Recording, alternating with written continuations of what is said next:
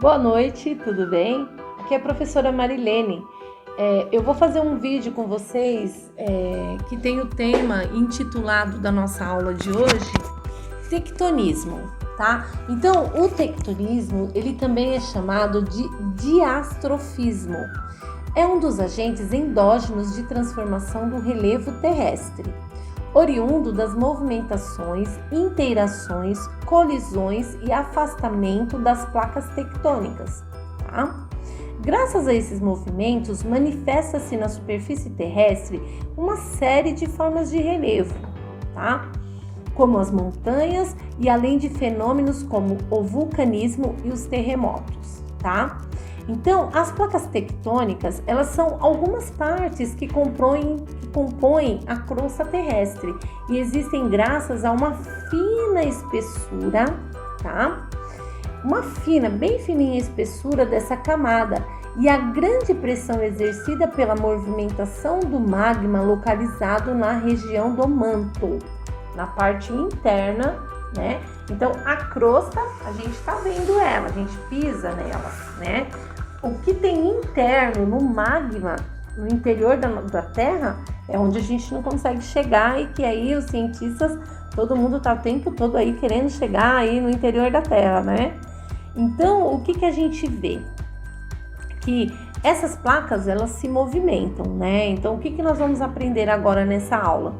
Que as placas, elas movem-se graças à ação das chamadas células ou correntes de convecção, que são os movimentos circulares exercidos pelo magma e que funcionam como uma espécie de esteira de ar que, ao girar, provoca o deslocamento dessas placas, tá?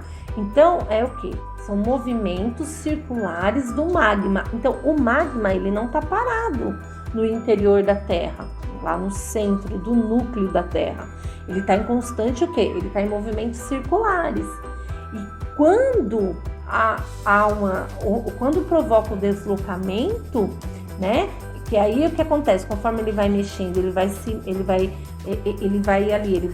movimentando. Chega um momento que ele faz o quê? O deslocamento. E aí é onde ocorre o quê? Os vulcões, os terremotos, os tsunamis, tá?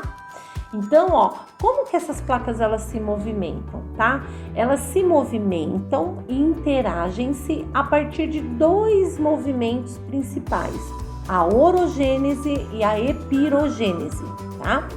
Então, a orogênese refere-se a movimentos horizontais realizados pelas placas tectônicas, os quais são responsáveis pela aproximação ou afastamento entre elas, tá? Eles costumam ocorrer em regiões instáveis e geologicamente recentes, provocando a ocorrência de terremotos e vulcanismo, além das formações de cadeias de montanhas, tá? Então, a orogênese, a origem aí desses movimentos, dessa movimentação, ela vai gerar o quê? As cadeias de montanhas. O magma tá lá, tá circulando no interior da Terra. E quando ela se desloca, que ela sai daquela forma, daquela estabilidade que ela estava, gera o quê? Os vulcões, os terremotos, tá? E que são em grande escala, né? Tem pequena escala, mas que já faz um grande estrago, e em grande escala, então, aí são mortos, né? E feridos, e aí são incontáveis, né? Então, a epirogênese refere-se aos movimentos verticais realizados pelas placas tectônicas, geralmente associados à emigração ou imigração do magma do subsolo, tá? Provocando o soerguimento ou a declinação do relevo. Ou esse relevo ele vai se soerguer ou ele vai, vai haver o quê? Uma declivação desse relevo. Vai depender onde o magma vai se assentar, aonde aquela massa, todos aqueles minerais ali em alta temperatura, eles vão tentar se assentar em algum lugar. Eles vão fazer, tem toda essa movimentação. Ocorre geralmente em zonas continentais, longe das placas tectônicas, né? Então, em regiões mais estáveis e de formação geológica recente. É onde a gente vê os vulcões acontecendo com os terremotos e a gente não vê perto dos oceanos, tá? Então, a pirogênese, ela afasta, ela fica um pouquinho longe, né, disso. Não assim nas fendas, nas aberturas das placas, né? Então, ela vai mais para o interior mesmo do magma, lá onde fica o magma, no núcleo mesmo da Terra, lá onde fica o magma, tá? Nas zonas de encontro, também chamadas zonas endógenas de tensão, entre as placas tectônicas, existe uma classificação que segmenta os diferentes tipos e suas consequências. De um lado, temos as zonas de convergência e de outro lado, as zonas de divergência. As zonas de convergência, como o próprio nome sugere, ocorrem quando as placas se convergem em função de se deslocarem uma em direção à outra. Você tem uma placa aqui, a outra placa aqui, então elas vão o quê? Se convergendo, tá? Elas vão tentar ficar no mesmo lugar. É uma tentando subir, outra tentando descer. Se ocorre dentro do oceano, vai gerando os tsunamis e essas placas vão estão se movimentando ali dentro, tá? No núcleo da Terra. E aí, você tem o quê? Elas vão se convergindo e se deslocando uma em direção à outra. Elas ocorrem de duas formas, quando os movimentos da placa são opostos, pela subducção, e quando eles são tangentes, a obducção, entendeu? Então, o que acontece? Você tem a zona de convergência da Terra, você tem a obducção e você tem a subducção. A obducção, você tem as duas placas aqui, tá? Então, é uma placa indo para um lado e a outra indo para o outro, se movimentando, né? Elas ficam ali, né, nesse movimento. A subducção já é o quê? É uma placa subindo, uma descendo, uma indo para um local, divergindo, e a outra indo para outra, né? A de obducção, uma vai estar do lado, uma vai estar indo para um lado, mas elas estão ali, ó, uma do ladinho da outra. A de subducção, uma vai emergindo e uma outra vai surgindo, vai subindo. Uma vai aqui, ó, ela vai tentando pegar o lugar da outra, tá? Então, as zonas de divergência, por sua vez, acontecem com o afastamento das placas tectônicas, fenômeno que costuma ocorrer em regiões oceânicas, provocando as fossas, a formação de fossas, também conhecida como dorsais oceânicas, tá? Então, elas vão lá para o fundo do oceano, elas vão se estabilizando, vão ficando certinhas, tá? E elas vão fazendo suas movimentos, elas continuam se movimentando, elas param um pouquinho, mas elas continuam se movimentando, tá? Então, a gente tem o quê? Quantas placas tectônicas existem? Existem mais de 12 placas tectônicas, tá? Então, você tem a africana, a antártica, a arábica, a caribeana, a do Cocos e etc. São 12 placas tectônicas, tá? E as principais consequências do tectonismo. Quais são as principais consequências? Nós falamos aqui que as placas se movimentam, que elas fazem algum trabalhinho, elas dão um problemão, né, aí pra gente, pro planeta.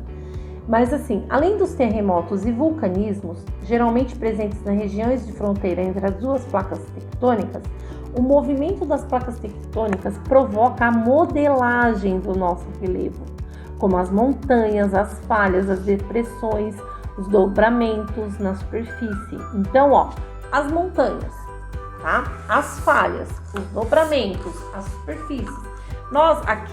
Isso aqui é um modelo didático do globo, mas a Terra, ela é elipsoide. Ela não tem a formação, ela não é redonda, né? Ela é achatada nos polos. Então, a gente sabe por quê. Por que isso? Porque existe essa movimentação das placas.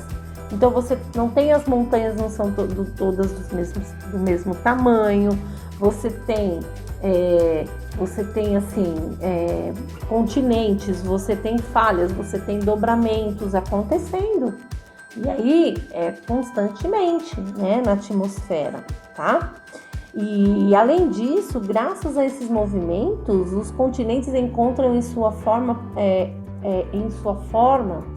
atual, porque antes da superfície da Terra, ela era bem diferente. Antes dessa movimentação aí das placas tectônicas, a superfície da Terra era bem diferente, tá? Então, assim, a gente sabe um pouquinho que no início existia, segundo a teoria da deriva continental, que havia apenas um continente, tá? Chamado de Pangeia, que se dividiu por várias vezes, formando a Gondwana e a Laurásia, que novamente se dividiu, dando origem aos atuais continentes. Como as placas tectônicas continuam se movimentando, é possível que daí alguns milhares de anos essas configurações das terras emersas do planeta sejam bem diferentes das atuais, tá? Então, há milhares e milhares de anos a gente tinha uma formação, era tudo juntinho. Então você tinha aqui essa parte da África era ligada com essa parte aqui da América, tá? Você tem aqui o mapa, o continente americano, ela era grudado aqui há milhares e milhares de anos. Aí está tendo a movimentação, Só que nós não vamos ver, porque são milhares e milhares. Se ela ocorre 1 centímetro por ano, essa movimentação, ela vai fazer um estrago aí, né? Demora-se muito aí para ter uma divisão, uma separação que a gente consiga ver. A não ser que tenha um big terremoto que faça o quê? Que quando a estrutura se tiver o descanso aí das placas, a gente veja que haja uma movimentação muito grande aí, mas a gente acha que a gente não vai pegar essa época ainda não, tá, pessoal? E aí, para finalizar isso, tá? Nós hoje aprendemos um pouquinho sobre o tectonismo, essas formas, vamos fazer uma breve revisão aí, tá? O que provoca a movimentação das placas, tá? As zonas de convergências, as zonas endógenas e a zona de divergência, tá? Então, o que nós temos? Os movimentos de subducção e abducção, tá? E o início aí, que a gente tinha a deriva continental e que até os dias atuais ela vem se transformando aí e até chegar nessa configuração atual que a gente tem. Qual que é o exercício aí que a gente vai fazer, tá? Vocês vão pesquisar, tá? Um mapa sobre as placas tectônicas. Vocês vão pegar esse mapa e vão observar as 12 placas tectônicas existentes, tá? E dentre essas 12 placas, que elas são as grandes, as maiores, a gente tem as menores. Mas para vocês fazerem um estudo mais aprofundado, para ver sua localização, aonde que se localizam, tá? Então vocês vão aí procurar um mapa onde tenha as placas tectônicas, tá bom? E vão escrever no caderno de vocês aí o nome dessas placas, certo? E achou as placas tectônicas, escreveu o nome delas, tá? Vocês vão fazer a definição de tectonismo. E só isso. Essa aula, então, a gente vai revisitar aí ao mapa sobre as placas tectônicas, vamos fazer o registro aí delas, vamos verificar aí a sua localização no mapa e vamos definir a palavra tectonismo, tá bom? Muito obrigado, boa noite para vocês, estou encerrando aqui mais uma aula. Boa noite.